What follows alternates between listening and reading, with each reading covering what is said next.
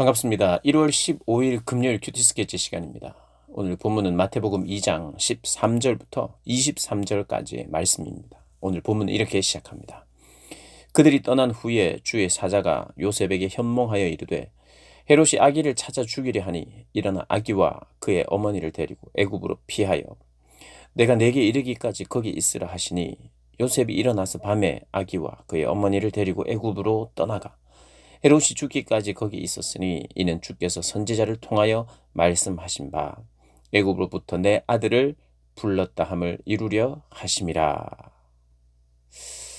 오늘 본문은 이 동방 박사들이 꿈을 통해서 이제 헤롯에게 가서 예수님의 그 탄생하신 그 장소를 가르쳐 주지 말고 이 12절에 2장 12절에 헤롯에게로 돌아가지 말라 지시하심을 받아 꿈을 통해서죠.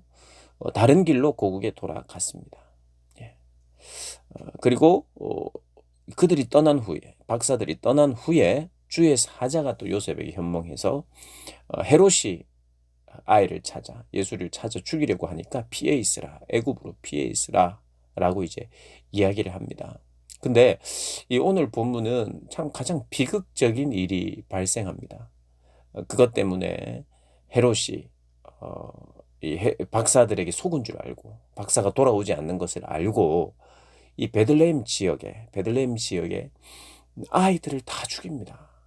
오늘 본문에 보면 2살부터 그 아래로 다 죽여요. 그때를 기준으로 해요. 이 동방 박사가 이제 아기 예수께 경배를 하러 이제 온 그 시점을 중심으로 2년 2살 아래 아이들 다 죽입니다. 끔찍한 일이 일어나죠.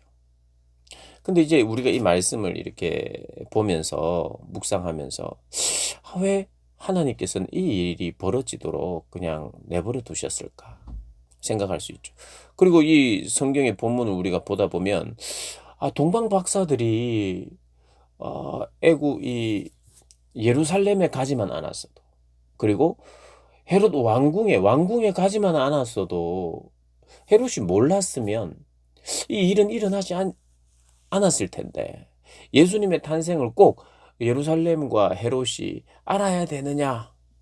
그냥 태어나고 그 태어난 예수님께 동방 박사들이 별의 인도를 잘 받아가지고 가서 거기에 경배하고 그렇게 하면 그 하나님이 그 동방 박사들의 축하를 받고 경배를 받는 것이 목적이라면 그렇게만 하시면 될 텐데 하나님은 왜 허락하셨는가요?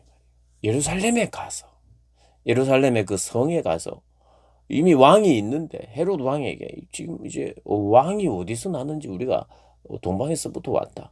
이 이야기를 알리는 바람에 이런 사단이 난 건 아니겠습니까? 질문해야죠, 질문. 왜 하나님은 이런 일을 하셨을까? 우리 다 알지 못합니다. 그러나 우리가 이 본문을 통해서 알게 되는 것은 이 성경 자체도 이야기를 하고 있는데 이것이 구약의 예언의 말씀의 성취를 위해서 그랬다는 거예요. 이게 무슨 예언하면 무조건 이렇게 돼야 되나? 애들 죽는다는 게 이런 게 이 라마에서 슬퍼하고 크게 통곡하는 소리가 들리고 자식을 위해 자식 없는 서름, 자식들이 포로로 끌려가고 자식들이 죽는 이 일이 이 구약의 예언이 오늘 신약에는 이 예수님이 탄생 때는 이렇게 이루어져야 되는가? 그냥 구약에 이야기한 거면 다 이루어져야 되는가? 이런 우리가 의문을 가질 수 있습니다. 단지 그렇게 이야기했기 때문에 이렇게 꼭 돼야 된다는 게 아니라 이 구약의 예언이 성취된다는 것은 하나님의 계획이 있다는 거예요. 하나님 앞뒤 전후 좌우를 다 아신다는 거예요. 그리고 그분의 계획 안에 이게 다 있다는 것을 지금 말하고 있는 겁니다. 근데 이 묵상을 하는 중에 그런 생각을 해봅니다. 진리는 드러나야 된다. 그리고 예수님이 참된 메시아고 왕이신 그분이 오시는 것은 숨겨야 될 일이 아니다. 물론 때가 될 때까지는 은익사상, 메시아 은익사상이라는 게 있어요. 숨기는 부분은 또 숨겨요. 그러나 탄생을 숨긴다든지 예수님이 아니라고 한다든지 그렇게 할 수는 없는 거예요. 하나님은 진리는 드러나야 되고 적어도 아기 예수의 탄생을 예루살렘에 그리고 헤롯 왕에게 알리는 것이 하나님의 뜻 안에 있었어요. 하나님의 계획 안에. 그러니까 동방박사의 출현은 두 가지 뜻이 하나님의 뜻이 있습니다. 하나는 그들 자신이 이방으로부터 온 박사들로서 이방에게 문이 열려 있고 오히려 유대인들보다 이방인들이 선택받았다고 말할 수 없는 그들에게 오히려 더 신앙적인 모습을 발견한다고 하는 것을 보여주고 있고, 첫 번째는 그런 것입니다. 그리고 동방 박사들이 그들의 예배와 경배, 그들이 경배하는 것이 왕의 탄생을 누군가는 반드시 또 경배하고 축하해야 된다는 그런 면에서 동방 박사의 의미가 그런 한편으로 하나가 있고요. 그리고 두 번째, 하나님의 계획과 하나님의 뜻 안에는 진리가 선언되고 그 사실은 알려져야 되고 이 복된 소식은 알려져야 되는 거예요. 그러니까 진리가 선언되는 것은 거부를 당한다는 것을 오늘 본문을 통해서 우리가 알아야 됩니다. 진리는 딱 선언하면 사람들이 와 하면서 다 받아들일 수 있는 성격이 아니라 이거예요. 진리는 자기를 사랑하지 않는 것이거든요. 온통 자기를 사랑하고 자기를 지키려 하는 자들에게 진리는 네가 죽는 것이다, 자기를 죽이는 것이다 라고 자기를 부인하고 하나님을 인정하는 것이라고 말하면 거부 반응이 일어나죠. 그 거부가 심하면 어느 정도냐면 피를 부릅니다. 그래서 진리는 드러나야 되고 진리는 전해져야 되고 진리는 선포돼야 되고 왕의 오심은 또 선포돼야 돼요. 왕이 왔는데, 왕이 오셨는데 그냥 조용히 아무 일이 없었던 것처럼, 아무도 태어나지 않은 것처럼 할 수가 없는 거. 목자들에게도 알려야 됐고요. 그리고 헤롯 왕에게도 알려야 됐던 거예요. 동방 박사들을 통해서 알리는 것입니다. 예루살렘의 기득권자들에게도 알려야 돼요. 그래서 진리를 만나고 진리를 알면 와, 우리가 살 길이 여기 있다, 너무 좋다 하는 사람만 있는 게 아니라 많은 경우에 진리는 피를 부르는 거예요. 거부하기 때문에. 빛은 어둠이 싫어합니다. 죄인은 거룩하신 하나님을 싫어해요. 거부합니다. 그래서 십자가에 내몰았던 거죠. 오늘 이 동방박사의 이 알림은 피해갈 수 없는 것이다. 우리도 마찬가지입니다. 우리가 가진 진리는요, 내가 믿는 예수님은 드러내야 돼요. 선언해야 돼요. 인정해야 돼요. 그런데 그것을 인정하고 드러낼 때 거부감이 있고 어떤 면에서 우리가 피 흘릴 수 있는 겁니다. 예수를 진짜 영접하고 모신다는 것은 진짜 예수를 내 왕으로 모신다는 것은 피 흘림이 있어야 돼요. 쉽지 않은 겁니다. 우리 이걸 기억해야 할 것 같아요. 이거. 진리는 꽁꽁 숨겨놓는 게 아니라 담대하게 드러내야 되는데. 물론 하나님의 때가 있는 것이고, 그리고 그때까지 부분적으로 또 감출 것은 감추셔요.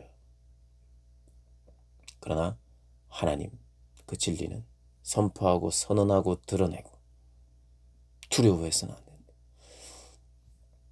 그래서 그것을 들었을 때 사람들이 싫어할 가능성도 많다. 그러니까 이 복된 소식, 복음은요, 우리에게 베푸신 하나님의 은혜인데 그 은혜를 받고 나도 누군가에게 은혜를 끼쳐야 되기 때문에 이것은 사실 교만한 인간은 받아들이지 않으려고 하는 그런 습성이 있다는 걸 기억하셔야 되고, 오늘 보면 하나님이 돕기는 도와요. 보호하십니다. 그런데 고생하면서 도움을 받아요.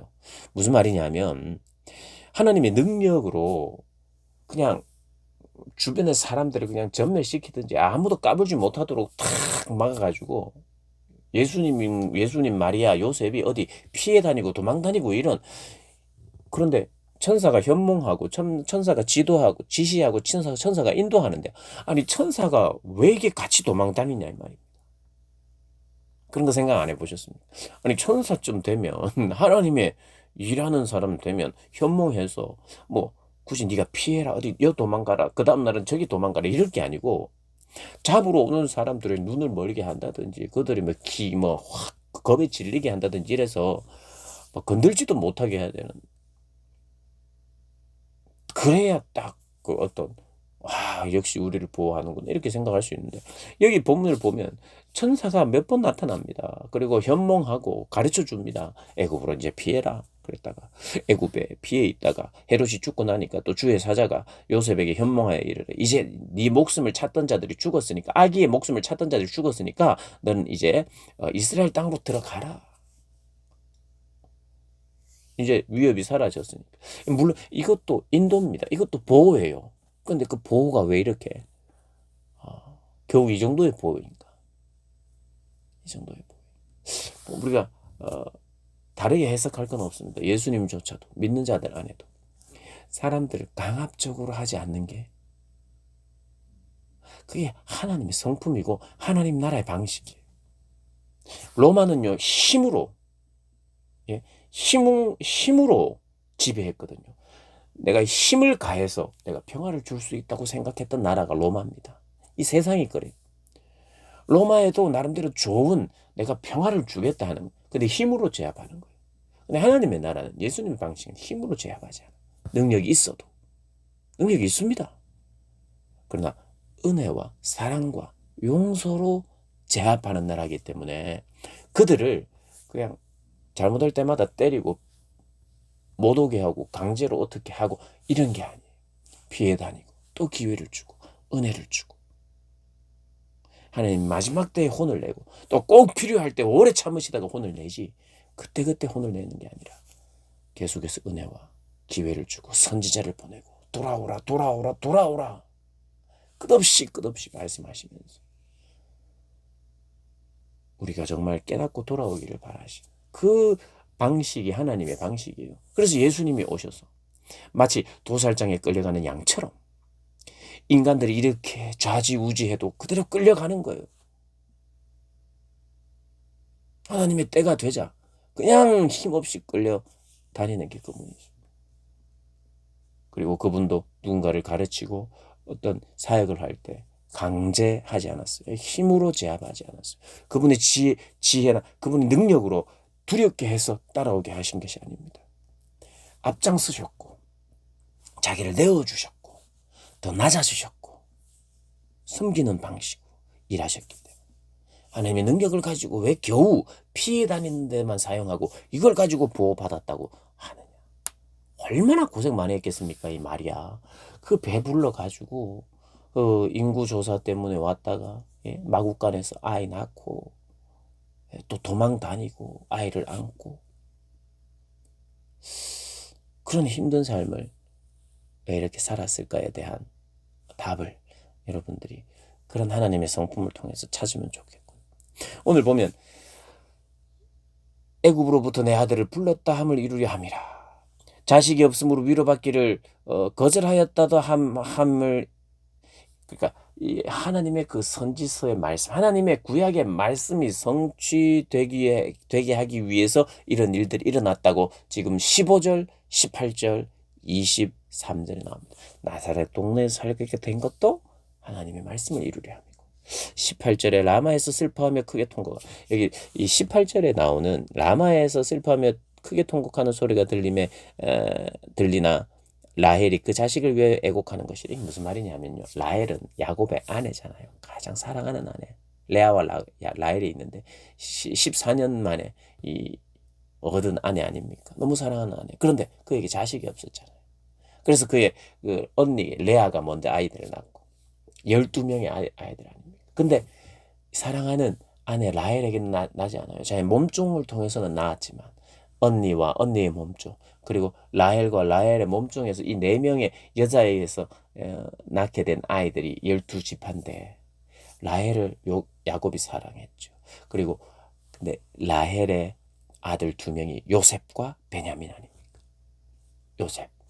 요셉을 낳았어요. 마지막 아들이라고 생각하고 11번째 아들로 낳았는데 이 한 명을 더 낳았어요. 베냐민. 그런데 베냐민을 낳다가 죽습니다.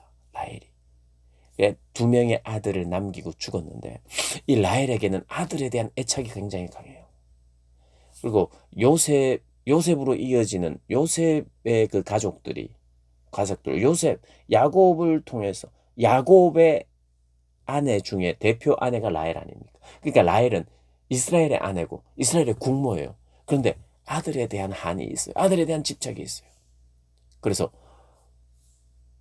이 요셉이 가서 이 아들이 죽은 것 같이 이미 라헬은 죽었지만 이 아들에 대한 집착. 그래 이스라엘이 포로로 끌려갈 때 라헬의 무덤을 지나갈 때 이 아들 잃은 슬픔, 아들 아들 잃은 슬픔, 아들에 대한 그 슬픔을 이렇게 라헬이 슬퍼하며 통곡한다는 그런 이제 이야기로 생각하면 돼요. 그러니까 이 본문은 어떻게 아들 잃은 식민지로 끌려가고 아이들이 죽는 그 아들 잃은 국모의 슬픔이라고 생각하시면 됩니다.